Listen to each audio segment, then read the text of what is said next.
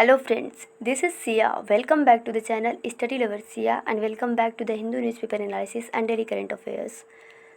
So friends, आज 10 जून 2022 का first article जो है फ्रंट पेज से ये द हिंदू के और ये प्रेसिडेंशियल इलेक्शन के बारे में है, यानी प्रेसिडेंट ऑफ इंडिया का इलेक्शन कैसे होता है इसके बारे में। तो इसमें हम लोग जानेंगे कैसे इलेक्ट किए जाते हैं हमारे देश के प्रेसिडेंट। तो ये न्यूज़ में क्यों है, सबसे पहले ये जान लेते हैं। हमारे जो present president mister Ramnath Kovind हैं, उनकी जो टर्म है 5 इयर्स का, वो 24 जुलाई को क्या होने वाला है, कंप्लीट होने वाला है। तो इलेक्शन कमीशन ऑफ इंडिया ने क्या किया है, अनाउंस किया है कि प्रेसिडेंशियल इलेक्शन हेल्ड किए जाएंगे 18 जुलाई को। तो इनकी अब इलेक्शन कैसे की जाती है, कैसे इलेक्ट किए जाते हैं, ये डायरेक्टली नहीं इनडायरेक्टली वे में इलेक्ट किए जाते हैं, यानी प्रत्यक्ष नहीं अप्रत्यक्ष तरीके से, जिसमें हम लोग नहीं वोट देने जाते हैं लेकिन इनका इलेक्शन होता है। तो कौन इन्हें वोट देता है? इन्हें राज्यसभा और लोकसभा के मेंबर्स देते हैं। और कौन? स्टेट्स और यूनियन टेरिटरीज़ के एमएलएज देते हैं। तो इसके बारे में और हम लोग डिटेल से जानेंगे। इलेक्टोरल कॉलेज के द्वारा होता है ये। और इसके बाद सबसे पहले जान लेते हैं इनके बारे में, प्रेसिडेंट के बारे में। तो सबसे पहले ये जानते हैं कि प्रेसिडेंट ऑफ इंडिया जो होते हैं वो हेड होते हैं किसके? रिपब्लिक, यानी state of Republic of India के। और ये फॉर्मल हेड होते हैं किसके? एग्जीक्यूटिव, लेजिस्लेचर और जुडिशियरी के। और कमांडर इन चीफ होते हैं इंडियन आर्म्ड फोर्सेस के। और ये इंडिया के फर्स्ट सिटीजन होते हैं, प्रथम नागरिक होते हैं। ये कार्य करते हैं किसके रूप में? सिंबल के रूप में। किसके सिंबल के रूप में? यूनिटी, इंटीग्रिटी और सॉलिडरिटी के सिंबल के रूप में काम करते हैं नेशन के। तो जैसे कि हम लोग पहले ही देखे हैं कि इनका जो चुनाव होता है इनडायरेक्टली होता है, और जिसमें क्या कौन कौन से लोग इलेक्टोरल कॉलेज के द्वारा, जिसमें कौन कौन से लोग होते हैं? पार्लियामेंट के मेंबर्स होते हैं और एमएलएज होते हैं। और किसके कैसे किया जाता है, कौन सा तरीका होता है? सिंगल ट्रांसफरेबल वोट के द्वारा इनका इलेक्शन होता है। ये क्या होता है अभी हम लोग आगे देखेंगे। सबसे पहले जान लेते हैं इनकी क्वालिफ़िकेशन क्या होनी चाहिए एक प्रेसिडेंट बनने के लिए। फर्स्ट एट ऑल, ये सिटीजन होने चाहिए इंडिया के, और इनकी एज क्या होनी चाहिए? 35 ईयर्स होनी चाहिए, यानी कंप्लीट होना चाहिए। और ये लोकसभा के मेंबर एक बार हो चुकी हूँ। इसके साथ साथ जो गवर्नमेंट के द्वारा कोई भी ऑफिस ले लेते हैं या कोई भी लोकल अथॉरिटी ले लेते हैं, जिनका ये किसी भी प्रकार का प्रॉफिट ना लेते हों। और इसके साथ ही साथ प्रेजेंट टाइम में वो किसी भी लेजिस्लेचर के, यानी हाउस ऑफ लेजिस्लेचर या फिर किसी भी टाइप के लेजिस्लेचर का क्या हो, मेंबर ना हो। ओके। और ये इंडियन प्रेसिडेंशियल इलेक्शन 16वां प्रेसिडेंशियल इलेक्शन होगा। और इनका ये इलेक्शन कंडक्ट कौन करवाता है? इलेक्शन कमीशन ऑफ इंडिया के द्वारा कंडक्ट करवाया जाता है। इनके प्रोविज़न्स थोड़ा सा देख लेते हैं, कॉन्स्टिट्यूशनल प्रोविज़न्स। आर्टिकल 54 जो है वो इलेक्शन ऑफ प्रेसिडेंट है। आर्टिकल 55 में manner of election of president है। आर्टिकल 56 में term of office of president है। फिर आर्टिकल 57 में एलिजिबिलिटी फॉर री इलेक्शन है। आर्टिकल 58 में qualification for election as president. तो ये 54 से लेकर के 58 तक किसका वर्णन है? प्रेसिडेंट ऑफ इंडिया के। ओके, जिसमें इलेक्शन से लेकर के पूरा टर्म ऑफ ऑफिस तक होता है। अब हम लोग देख लेते हैं कि जो एमपी और एमएलए होते हैं जो वोट देते हैं, क्या उनके वोट का वैल्यू क्या होता है? एक होता है। जैसे कि हम लोग वोट देते हैं तो हमारे वोट की वैल्यू एक होगी, लेकिन इनके वोट की वैल्यू एक नहीं होती, एक से अधिक होती है। अब बात करें एमपी की, लोकसभा राज्यसभा के मेंबर की, तो उनकी जो फिक्स होती है वैल्यू वो क्या होती है? 708 होता है। यानी अगर एक मेंबर प्रेसिडेंट को वोट दे रहे हैं तो वो किसके बराबर है? 708 के बराबर है।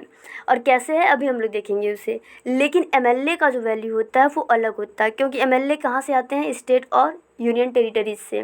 तो स्टेट और यूनियन टेरिटरीज़ के पॉपुलेशन के अकॉर्डिंग ही एमएलए की वोट की वैल्यू रखी जाती है।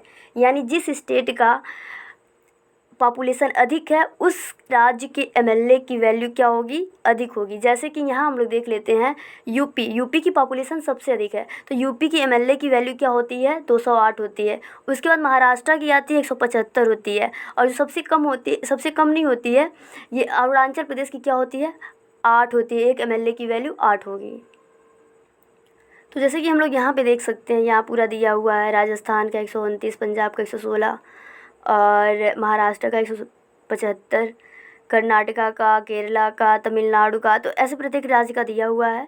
और सबसे कम जो होता है वो क्या होता है, 7 असम या सिक्किम। तो अब हम लोग देखेंगे कि इन एमपी की वैल्यू कैसे फिक्स होती है, एमएलए की कैसे नहीं होती और कैसे वैल्यू निकाला जाता है। तो सबसे पहले एमएलए की वैल्यू को देखते हैं कैसे निकाला जाएगा। इनकी वैल्यू जो निकाली जाती है, किसी भी स्टेट का अगर हम निकालते हैं, सपोज दैट यूपी का निकाल रहे हैं, तो यूपी की क्या आएगी, पूरी पॉपुलेशन यहाँ आ जाएगी। और टोटल एमएलए जितने भी हैं एमएलए यूपी में, उनकी संख्या यहाँ आ जाएगी। और इनका उसके बाद कितना इंटू कर दिया जाएगा 1000 में, इक्वल टू जितना भी आता है वो उनकी वैल्यू होगी। और एमपी की वैल्यू कैसे निकाली जाती है, एमपी की वैल्यू जितना भी वैल्यू आता है एमएलए का, पूरे एमएलए का, उसके बाद उसको डिवाइड कर दिया जाएगा किससे, जितने भी एमपी हैं। थोड़ा एग्जांपल से देख लेते हैं यहाँ पे। अब एमपी का जो वैल्यू यहाँ पे 708 कैसे आ गया, तो यहाँ हम देखते हैं लोकसभा और राज्यसभा। लोकसभा में कितने मेंबर हैं, 543 यानी 543, और राज्यसभा में 233। तो ये कब का है, ये 1971 का है, क्योंकि 1971 में जो सेंसस हुआ था, जनगणना हुआ था, इसी के अकॉर्डिंग पे ये अभी चल रहा है और 2026 तक चलेगा। इसके बाद ही इसे चेंज किया जाएगा। तो जो भी पॉपुलेशन उस समय थी उसी के अकॉर्डिंग ये चलता है। तो हम दोनों सभा के मेंबर्स को ले लिए, कितने हो गए, 776, 776 हो गए। अब यहाँ कैसे निकालेंगे वैल्यू ऑफ ईच वोट, तो करेंगे क्या, ये हमारी पॉपुलेशन हो गई, किसकी पॉपुलेशन हो गई, total value of total elected MLAs की। तो और इसके बाद ये किसकी नंबर हो गया, सभाओं की, यानी जो भी हैं राज्यसभा लोकसभा, फिर इक्वल टू कितना आ गया, 708 आ गया। तो इस तरीके से ये क्या हो जाता है, फिक्स हो जाता है। और यहाँ पे अगर हम मल्टीप्लाई करें तो उतना ही आएगा। और इसके बाद जो है, अब यहाँ हम लोग समझेंगे कि जो सिंगल प्रिफरेंसेबल वोट है वो कैसे होता है। अब जैसे मान लेते हैं प्रेसिडेंट इलेक्शन के लिए 3 कैंडिडेट हैं, ए बी सी। अब यहाँ पे 3 कैंडिडेट्स हैं और 10 लोग वोट करने वाले हैं। तो ये 10 लोग करेंगे क्या, 10-10 वोट इन तीनों को देंगे, 10-10 वोट तीनों को देंगे। लेकिन कैसे देंगे, तो ये लोग करेंगे क्या, अब जैसे हम वोट दे रहे हैं तो हम इन तीनों को वोट देंगे, लेकिन किस बेसिस पे देंगे, हम अपनी चॉइस के अकॉर्डिंग देंगे। हम किसे प्रायोरिटी देते हैं, अब जैसे हमारे लिए ए सबसे सही है तो हम ए जो है या फिर फर्स्ट प्रायोरिटी पे किसे रखेंगे, ए को रखेंगे। फिर हमारे लिए सी क्या है, दूसरे पे है, तो इसको हम क्या रखेंगे, दो पे रखते हैं। फिर इसे हम तीसरे पे रख देते हैं। तो इस प्रकार से क्या किया जाएगा, रखा जाए। तो इस तरीके से मेरे जैसे यहाँ पे ए को प्रायोरिटी देने वाले 6 लोग हैं, बी को 2 लोग हैं और सी को 2 लोग हैं। तो मिला करके 10 वोट हो गया। तो अब यहाँ पे इलेक्ट कौन किया जाएगा, यानी प्रेसिडेंट कौन बनेगा, प्रेसिडेंट कौन बनेगा, जिसका सबसे ज़्यादा वोट है वो बनेगा। यानी यहाँ पे 6 है तो 6 बनेगा। लेकिन कैसे बनेगा, इसकी जो वोट आ रहा है ना, काउंट करने पे वो 50+1 आ रहा है। यानी जो भी जिनका भी वोट 50+1 आता है वो क्या बनता है, प्रेसिडेंट बनता है। तो इस तरीके से सिंगल प्रेफरेंसेबल वोट होता है, जो कि प्रेसिडेंट ऑफ इलेक्शन के लिए यूज किया जाता है। अब यहाँ पे हम लोग देखेंगे क्या प्रेसिडेंट को हटाया जा सकता है उनकी पोस्ट से, और वो भी समय के पहले। तो आर्टिकल 61 में ये प्रावधान है कि इन्हें हटाया जा सकता है उनकी टर्म पूरा होने से पहले ही। किसके द्वारा, वायलेशन ऑफ कॉन्स्टिट्यूशन। यानी ये मतलब ये आरोप लगा करके हम उन्हें क्या कर सकते हैं, हटा सकते हैं, महाभियोग लगा करके हटा सकते हैं, violation of the constitution. Okay. और ये इम्पीचमेंट यानी महाभियोग कोई भी सभा लगा सकती है, यानी चाहे राज्यसभा या फिर लोकसभा। और इसके बाद अगर ये लोकसभा के द्वारा इनिशिएट किया जाता है तो इसमें 1/4 मेंबर्स के द्वारा साइन होनी चाहिए और 14 दिन की नोटिस दे दी जाती है किसे, प्रेसिडेंट ऑफ इंडिया को। फिर ऐसा होने के बाद फिर क्या होता है, 1/4 मेजॉरिटी को साइन करने के बाद ये राज्यसभा के पास इसे भेज देता है साइन करने के लिए, इन्वेस्टिगेट करने के लिए। इस इन्वेस्टिगेशन के बाद होता क्या है, अगर राज्यसभा इसे सही पाता है और इसमें जितने मेंबर उसके 2/3 मेजॉरिटी अगर इस बिल को पास कर देते हैं, इस चार्जेज को पास कर देते हैं, तो प्रेसिडेंट को क्या कर दिया जाएगा, रिमूव कर दिया जाएगा अपनी पोस्ट से। तो इनकी पोस्ट से इन्हें रिमूव कर दिया जाएगा। तो क्या अब यहाँ पे प्रेसिडेंट खुद को बचाव कर सकते हैं, खुद का बचाव कर सकते हैं? हाँ, बिल्कुल कर सकते हैं। वो खुद के लिए, खुद को बचाने के लिए क्या कर सकते हैं, चूज कर सकते हैं कोई पर्सन या फिर लॉयर या फिर अटॉर्नी जनरल ऑफ इंडिया को चूज कर सकते हैं खुद की डिफेंड करने के लिए। आई होप कि आपको समझ में आया होगा। अब ये देख लेते हैं प्रेजेंट टाइम में इलेक्टोरल कॉलेज जो है वो कितने मेंबर से कंप्राइज है।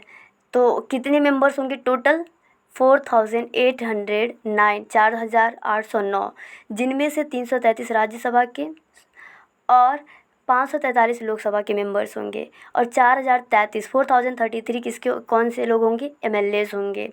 और इसके बाद इनकी वैल्यूज़ क्या होगी वोट की, तो इनकी जो टोटल वैल्यू होगी वो 10,86,431, 10,86,431 होगा।